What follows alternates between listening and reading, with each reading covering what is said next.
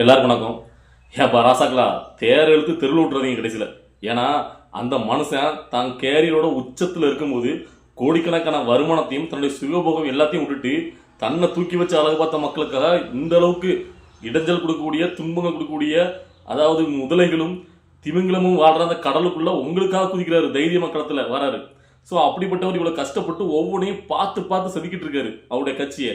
அந்த அளவுக்கு பார்த்தீங்கன்னா ஒவ்வொரு பேச்சிலையும் ஒவ்வொரு செயலிலும் நிதானத்தை கடைபிடிச்சிட்டு இருக்காரு. ஆனால் நீங்கள் இப்படி வந்து பார்த்தீங்கன்னா அலப்பறை கொடுக்கும்போது மக்களுக்கு பார்க்குறாங்களா, அவங்களுக்கு என்ன தோணுன்னா, எப்பா இதனப்பா காலங்காலமாக இந்த திராவிட கட்சிகள் பண்ணிட்டு இருக்கு, அதையோட மோசமான நீங்கள் இருக்கீங்க அப்படிங்கிற மாதிரி எண்ணத்தை தான் உருவாக்கும். ஸோ இன்னைக்கு நம்ம எதை பற்றி பேசிட்டு இருக்கோன்னு கேட்டிங்கன்னா, அதாவது நேற்று நான் ஒரு வீடியோ பார்த்தேன். அதாவது தமிழை வெற்றி காலத்தில் இப்போ வந்து பார்த்தீங்கன்னா மாவட்ட செயலாளர்கள் தளபதி விஜய் நியமிச்சிட்டு இருக்காரு. அதில் முதற்கட்டமாக 19 மாவட்ட செயலாளர் நியமிச்சிருக்காரு.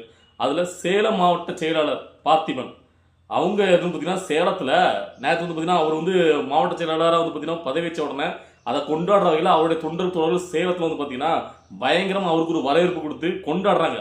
அதை நான் தவறு சொல்ல மாட்டேன். ஆனால் அவங்க என்ன பண்ணியிருக்காங்கன்னு கேட்டிங்கன்னா, அதாவது ரோட்லேயே வந்து பார்த்தீங்கன்னா பிளாக் பண்ணி, அதாவது ஒரு ஜேசிபியில் வந்து பார்த்தீங்கன்னா, அதாவது ஜேசிபி பக்கெட்டில் பூவை கொண்டு போய் கொட்டுறாங்க அவர் மேலே.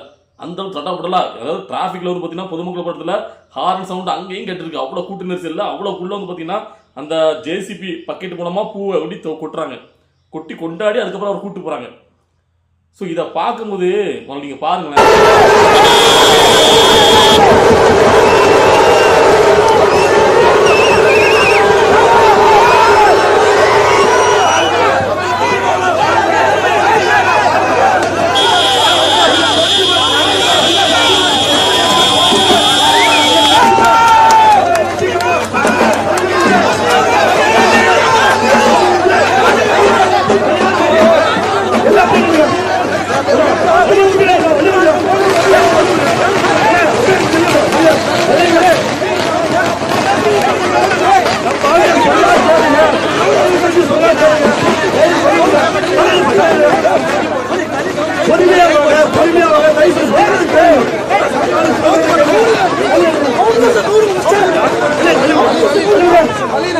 இல்ல நான் வந்து உங்களை கொண்டாடவே கூடாது, மகிழ்ச்சி வெளிப்படுத்த கூடாதுன்னு சொல்லல.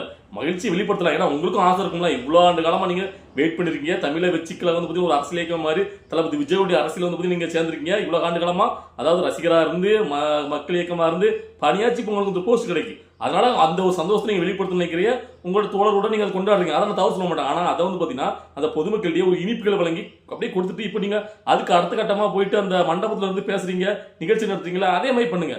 ஆனா ஒரு பொதுமக்கள் போற இடத்துல அந்த சாலை நடுவில் வந்து பாத்தீங்கன்னா ஒரு ஜேசிபி மூலமா இந்த அளவுக்கு வந்து பக்கெட்டை வச்சு பூவெல்லாம் கொட்டி இதை பார்க்கும்போது எப்படி தெரியும்னா, அதாவது இந்த திராவிட கட்சிகள் இருக்குல்ல, அவங்களாம் இத்தனை ஆண்டு காலமா ஆட்சியில் இருக்காங்க. ஸோ அவங்களே வந்து பார்த்தீங்கன்னா இதே மாதிரி தான் பண்ணுவாங்க. இதுதான் மக்கள் வெறுத்துட்டு இருக்காங்க. இந்த மாதிரி ஆட்சி வேண்டாம், இந்த இது வேண்டாம், நம்ம புது மாதிரியான ஒரு ஆட்சி எதிர்பார்த்துட்டு இருக்கோம். தளபதி விஜய் எந்த மாதிரி ஒரு அரசியல் முன்னெடுப்பாரு அதை தான் எதிர்பார்த்துட்டு இருக்காங்க. நீங்க அந்த பழைய மாதிரியே அதை பண்ணும்போது இந்த பொதுமக்கள் போறாங்கல்ல, நீங்க பண்றதை பார்த்துட்டு போறாங்க, அவங்களுக்கு என்ன தோணுங்க நினைக்கிறீங்க? அதாவது இப்போ எதிர்கட்சியில் உள்ளவங்க நீங்க என்ன பண்ணாலும் விமர்சனம் பண்ணுவாங்க, அவங்களும் விட்டுருங்க. உங்க கட்சி ஆதரவாளர் தளபதி விஜயுடைய கட்சி ஆதரவாளர்கள் அவங்க என்ன பண்ணாலும் ஏத்துப்பாங்க, அதையும் விட்டுருங்க. பொதுவாக ஒரு மிடில் கிளாஸ் பீப்புள், பொதுவாக போகிற ஜனங்கள் இருக்காங்கல்ல, அவங்க தான் இந்த வெற்றியும் தோல்வியும் தீர்மானிக்கிறவங்க, நடுநிலைமைவாதிகள். ஸோ அந்த மாதிரி பொதுவாக இப்போ வந்து பார்த்தீங்கன்னா பொதுவாக ஒருத்தர் போறாரு, போகும்போது இந்த மாதிரி பார்க்குறாரு, ஹார்ன் அடிச்சு அவங்க டிராஃபிக் வெளியிடாம அவங்க வந்து பார்த்தீங்கன்னா ஒரு சிரமத்தை அனுபவிக்கணும், அவங்க பார்க்க நினைப்பாங்க, என்னடா இது இவ்வளோ ஆட்டம் ஆடுறானுங்க, அது கட்சி ஆரம்பிச்சு ஒரு வருஷம் கூட அவ்வளோ ஒரு தேர்தல் கூட நிற்கல, அதுக்குள்ளே இந்த ஆட்டம் ஆடினா நாளைக்கெல்லாம் இவங்க வந்து ஆட்சியை பிடிச்சிட்டாங்கன்னா அவ்வளோதான் முறையா அரசாங்கம் ஓவரா இருக்கும் முறையே, அப்படிதான் தோணும். இதான் நிதர்சனமான உண்மை. நான் வந்து ஒளிவு முறைவாடெல்லாம் வச்சுட்டு பார்த்தீங்கன்னா மறைச்செல்லாம் பேச தெரியாது. அதாவது நம்ம வந்து பார்த்தீங்கன்னா எவ்வளோக்குள்ள ஆதரிக்குமோ அதே மாதிரி நம்மளுக்கு தவறு செஞ்சால் நேரடியாக சுட்டி காட்டுவோம். அதுதான் நான் கொள்ளாதவன், அது புரிஞ்சுக்கணும். அதாவது உங்களை வந்து கொண்டாட வேண்டாம்லாம் சொல்லலை. இப்போ நீங்கள் அந்த ஒரு மண்டபத்தை புக் பண்ணி அங்கே வந்து பேசுறீங்களா, அங்கே வச்சு நீங்கள் ஒரு நிகழ்ச்சி உங்கள் தோழரோட சந்தோஷமாக நீங்கள் கொண்டாடுங்க. ஆனால் அது ஒரு பொது இடத்துல வச்சு இப்படி நான் பொதுமக்கள் போகிற இடத்துல இப்படி வச்சு பண்ணணும்னு நினைக்கும் போது எல்லாருக்கும் ஒரு சளிப்பாத்திரம் முகம் சுளிக்கிற வைக்கும். இந்த முகம் சுளிக்கிற வைக்கிற மாதிரி தவறுகளை திரும்ப பண்ணாதீங்க. இதை ஏன் நான் இந்த இடத்துல திரும்ப வலியுறுத்தி நான் சொல்ல வேண்டியிருக்கு இன்னைக்காக இதுக்காக வீடியோ போட்டேன் அப்படின்னு கேட்டிங்கன்னா, இப்போ 19 மாவட்ட செயலாளர் தான் நியமிச்சிருக்காங்க. இன்னும் அடுத்த 120 மாவட்ட செயலர் மொத்தம்.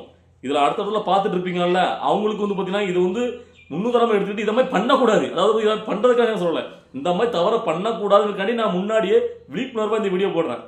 அதாவது உங்களுடைய ஒரு கொண்டாட்டம் கழிப்புங்கிறது மற்றவங்களுக்கு எந்த வகையிலும் பொதுமக்களுக்கு பாதிப்பு இல்லாத மாதிரி இருக்கணும். தளபதி விஜய் அவர்கள் அவர் பேசுகிற ஒவ்வொரு வார்த்தையிலிருந்து அவர் செயல்படுற செயல் கூட அவ்வளவு நிதானமாக ஒவ்வொரு அடியும் எடுத்து வைக்காரு. ஸோ இங்க வந்து அவ்வளோக்குள்ள இருக்காங்க எதிரிகள் கூட்டாங்க. நீங்க பண்ற ஒவ்வொரு விஷயத்தையும் நீங்க வந்து இப்போ சாதாரண மனிதன், தனிப்பட்ட மனுஷன் கிடையாது. நீங்க தமிழை வச்சுக்கிறதுல ஒரு அங்கமாயிட்டீங்க, ஒரு மாவட்ட செயலாளர். நீங்க இப்ப பண்ற விஷயங்கள், நீங்க இப்பவே எப்படி இருக்கீங்கன்னா நாளைக்கு பதவிக்கு வந்தா எப்படி இருப்பீங்க அப்படிங்கறத மக்கள் மனசுல பாத்துட்டு இருக்காங்க. எல்லாருமே மக்கள் தோணும்ல, என்னப்பா இது அப்படின்னு ஒரு எண்ணத்தை உருவாக்கிறாங்க. இதை வந்து எனக்கு பார்க்கும்போது ஒரு மாதிரி இருக்கு. இன்னும் இடத்துல பண்ணக்கூடாது. அதுக்காக திரும்ப திரும்ப சொல்லிட்டு இருக்கேன். அதாவது உங்களுக்கு ஆக்கப்பூர்வமா பண்ண வேண்டிய விஷயங்கள் நிறைய இருக்கு. அதாவது இன்னும் அடுத்த கட்டமா கட்சியை கொண்டு போகணும்னு ஒரு வருட காலம் தான் இருக்கு. அதுக்காக நிறைய பணிகளை மேற்கொள்ளணும். நிறைய வந்து பாத்தீங்கன்னா அதுக்காக உழைக்கணும். நீங்க இதுக்கு முன்னாடி ரொம்ப காலமா கஷ்டப்பட்டு உழைச்சிருப்பீங்க, அதெல்லாம் தவறு சொல்லல. ஆனா நீங்க இவ்வளவு நாள் கஷ்டப்பட்டதை இப்ப அறுவடை பண்ண வேண்டிய நேரம், இதுதான் முக்கியமான நேரம். இந்த நேரத்துல தான் நீங்க மக்கள் மனசுல இடம் பிடிக்கணும். ஸோ அதை விட்டுட்டு இப்போ வந்து பாத்தீங்கன்னா நீங்க வந்து பாத்தீங்கன்னா இந்த மாதிரி பாத்தீங்கன்னா அலப்பறையெல்லாம் கொடுக்குறது உங்களுக்கு அது கூட உள்ள, அதாவது உங்க கீழே இருக்க துண்டங்களை உங்களை கௌரவப்படுத்துறதுக்காக எப்படி வந்து பாத்தீங்கன்னா புஷியானந்த் அவர்களை கௌரவப்படுத்தணும். அவர் வந்து பாத்தீங்கன்னா அப்பதான் நம்மளுக்கு பதவிகள் வாங்கிடுவார்னு சொல்லி நிறைய பேர் இங்க நிறைய வேலைகளை பார்த்தாங்க. அதாவது பாத்தீங்கன்னா போஸ்ட் அடிக்கும்போது தளபதி விஜய் போட்டோ சின்னதா போட்டுட்டு புஷியானந்த் அவர் போட்டோ பெருசா போட்டு காக்கா பிடிக்கிறாங்க. அப்படி பிடிச்சா கட்சியில் வந்து பதவி நமக்கு கிடைச்சிடும் அப்படின்ட்டு. அதெல்லாம் தவறானது. உண்மையா உழைக்கிறவனுக்கு, உண்மையா நேசிக்கிறவனுக்கு எதா இருந்தாலும் அது அவனே தேடி வரும். அதான் கான்செப்ட். இங்குள்ள உங்களுடைய தொண்டர்கள், சேலத்தில் உள்ளவங்க கூட அந்த இளைஞர் பட்டாலும் அப்படிதான் நினைப்பாங்க. உங்ககிட்ட வந்து பார்த்தீங்கன்னா உங்களுக்கு பெரிய பெரிய மாலையை போட்டு இது பண்ணி அது பண்ணி உங்களை வந்து பார்த்தீங்கன்னா பயங்கரமா வந்து கௌரவிச்சோன்னா நீங்க அவங்களுக்கு முக்கியத்துவம் கொடுப்பேன்னு நினைப்பாங்க. எல்லாமே எதிர்பார்ப்புகள் தான். ஸோ இதை ஏன் இந்த நேரத்தில் நான் வலியுறுத்தி சொல்லிட்டு இருக்கேன், இவ்வளோக்குள்ள முக்கியத்துவம் கொடுத்து அப்படின்னு கேட்டீங்கன்னா அதோட முக்கியத்துவத்தை நீங்க புரிஞ்சுக்கணும். அதாவது தமிழை வெற்றிக்கலத்துடைய தலைவர் தளபதி விஜயுடைய மதிப்பு செல்வாக்கு நாளுக்கு நாள் கூடிக்கிட்டே இருக்கு. அதாவது மத்திய அரசும் சரி மாநில அரசும் சரி அவர் பண்ற சின்ன சின்ன விஷயங்களை உத்து நோக்கிட்டு இருக்காங்க. ஸோ இப்போ கூட குடியரசு தினத்தை அன்னைக்கு ஆளுநர் கொடுத்தாருல தேநீர் விருந்து, அதுக்கு ஆளுநர் அவர்கள் நிறைய கட்சிகளை, இங்க ரொம்ப வருட காலமா இருக்கிற கட்சிகளே புறக்கணிச்சிட்டாரு, கூப்பிடல, அழைப்பு விடுக்கல. ஆனா ஒரு வருடம் கூட ஆகல கட்சி ஆரம்பிச்சு. ஆனா தளபதி விஜயவுக்கு முக்கியத்துவம் கொடுத்து அந்த தேநீர் விருந்து கூப்பிட்டாரு, உங்களுக்கு தெரியும். ஆனா தளபதி விஜயவுல அது மறுத்துட்டாரு, போகல. சரியா? அது தளபதி விஜயுடைய கொள்கை. ஏன்னா அவர் வந்து பாத்தீங்கன்னா முதல்ல எடுத்த ஸ்டாண்டு. இப்ப தேநீர் விருந்துல கலந்துக்கிறாங்க மத்தவங்கள மாதிரி, அதாவது பாத்தீங்கன்னா மைக்ல பேசும்போது ஆளுநர் வேண்டாம் அப்படி இப்படின்னு விமர்சனம் பண்ணிட்டு இப்ப தேநீர் விருந்துல போய் அப்படியே ஒன்னா சேர்ந்து உறவாடுவாங்க. ஆனா வெளியில வந்து பாத்தீங்கன்னா பயங்கர விமர்சிப்பாங்க. ஆனா தளபதி விஜய் அவர்கள் ஆளுநர் வேண்டாம்னு மாநாட்டு மேலே சொன்னார். ஆனா ஒரு பிரச்சனை, மாநிலத்தில் ஒரு முக்கியமான பிரச்சனை, அது முதல்வர் வந்து சரிவர அதுக்கு நடவடிக்கை எடுக்கலன்னா அடுத்த கட்டமில் மாநிலத்தை தான் போக முடியும். அதுக்காக போனாரு. தேநீர் இருந்த போல, நான் இதுக்கு முன்னாடி சொல்லியிருப்பேன், தேநீர் இருந்துக்காண்டி போல, மக்களை பிரச்சனைக்காண்டி போனாரு. அவர் தான் தளபதி. ஸோ இன்னைக்கு தேநீர் விருந்து இருந்தா மற்றவங்களாம் போனாங்க. தெரியும் யார் யாரெல்லாம் ஆளுநர் விமர்சிக்காங்களோ அவங்களாம் குடும்பத்தோட போய் ஆளுநர்கிட்ட உறவா இருக்காங்க. ஸோ இதுதான் அவங்களுடைய ரகசியம், உங்களுக்கு புரிஞ்சுக்கணும். ஸோ அப்படி எல்லாருமே வியந்து தளபதி விஜய் அவ்வளவு முக்கியத்துவம் கொடுத்து அவர் பண்ற ஒவ்வொரு விஷயங்களும் அவ்வளவு உச்சு நோக்கிட்டு இருக்காங்க. பெரிய ஒரு அரசியல் இயக்கமா, பெரிய ஒரு கட்சியா, எந்த ஒரு கட்சி இயக்கமும் சரி இவ்வளோ, அதாவது ஒரு வருடங்களும் ஆகாத அந்த கட்சிக்கு இவ்வளவு முக்கியத்துவம் இருந்ததே கிடையாது. ஆனா இங்க இருக்கு, தளபதி விஜய்க்கு இருக்கு. ஸோ அவ்வளவுக்குள்ள அவர் அந்த இயக்கத்தை ஒரு நிதானமா கரெக்டா கொண்டு போயிட்டு இருக்காரு. ஸோ அப்படி இருக்கும்போது அவரு கூட இருக்கிற எல்லாமே நீங்க அவருக்கு பக்கபலமா ரொம்ப வந்து தூணா இருக்கணும். அதை விட்டுட்டு நீங்க இந்த மாதிரி சின்ன சின்ன விஷயங்கள் தான், இதை வந்து ஒரு அஜாக்கிரதையா கூட இருக்கலாம். நீங்க வந்து இதுக்கப்புறம் நீங்க சரி பண்ணிக்கணும். இப்படி நீங்க பண்றதுனால அது வந்து பெருசா வந்து பாத்தீங்கன்னா பாதிப்பை ஏற்படுத்தும். ஸோ நீங்க தான் முன்னுரிதமா இருக்கணும். அதாவது நீங்க பண்றது, இப்போ ஒரு மாவட்டத்துல ஒரு மாவட்ட செயலாளர் அப்படின்னா அவர் தான் அந்த மாவட்டத்துக்கே முன்னுதாரணமா இருக்கணும். நீங்க பண்ற விஷயங்கள் தான் அடித்துட்டு அந்த சேலம் மாவட்டத்தில் உள்ள எல்லாருமே அதை வந்து கடைபிடிக்கணும். ஸோ அது ஒன்றும் சத்தம் போடுவார்ப்பா.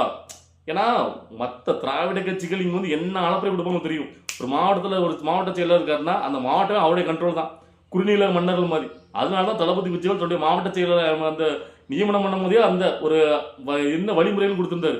4 வருடத்துக்கு கொடுத்திருந்த பதவி, அது நிரந்தர பதவி கிடையாது அப்படின்ட்டு. அது ஒரு நல்ல ஒரு இது. இங்க நிறைய பேர் கேட்டானுங்க, அதாவது 4 வருடத்துக்கு தான் அந்த பதவின்னா யாருமே ஒழுங்கா செயல்பட மாட்டாங்க, 4 வருஷம் தானே அப்படின்னு சொல்லிட்டு ஒருத்தர் ரொம்ப அக்கறை கட்ட மாட்டாங்க, இது தவறு அப்படிங்கிற மாதிரிலாம் நம்முடைய கமெண்ட்ல சொன்னாங்க. அதெல்லாம் கிடையாது.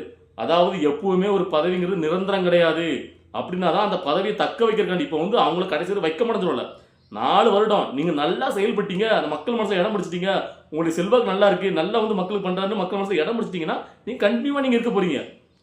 உங்களுக்கு பதவி கொடுத்தவொன்னே இப்ப பண்றமே ஒரு ஆளப்பறை கொடுத்துட்டு அது பண்ணிட்டு இது பண்ணிட்டு நீங்க வந்து பாத்தீங்கன்னா பேரை கெடுக்கிற மாதிரி இருந்தீங்கன்னா உங்களுக்கு வச்சுட்டாங்க இருக்காண்டி ஒரேடியா அவங்க கடைசி வச்சுட்டு இருக்க முடியாதுல்ல.